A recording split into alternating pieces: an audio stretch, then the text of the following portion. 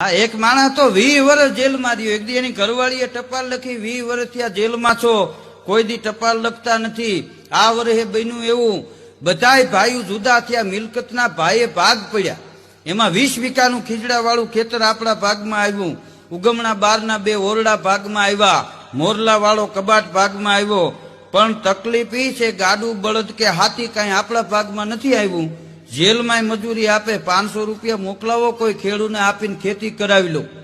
તો ઓલે જેલમાંથી હામું ખુલ્લું પોસ્ટકાર્ડ લખ્યું, ઈ કે ગાંડી થામા 20 વીઘાનું ખીજડા વાળું ખેતર આપણા ભાગમાં આવ્યું છે, એમાં હળની અણી નો અડાડશો.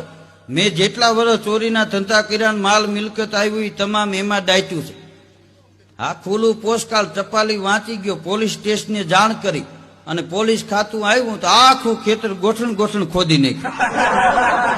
હા, રોકડીના ખેવડાના ગુંડા કાઢી નાખ્યા. ઓલી બાઈએ ટપાલ લખી કે તમે તો કહેતા હતા ટપાલમાં લખ્યું તું ઈ કે ઈ ખેતરમાં હળની અણી ન અડાડશો, પણ ભગવાન જાણે ખાતાને કોણે જાણ કરી, ખાતું આવ્યું, આખું ખેતર ગોઠણ ખોદી નાખ્યું. અમે ચિંતામાં મુકાઈ ગયા છે કે હવે શું કરવું. તો ઓલે હામી બીજી ટપાલ લખી કે ખોદી નાખ્યું હોય તો કાંઈ ચિંતા કરવા જેવું નથી, વરસાદ થાય એટલે બાજરો વાવી દેજો. જેલમાં બેઠા બેઠા ખાતા પાસે ખેતીયું કરાવે.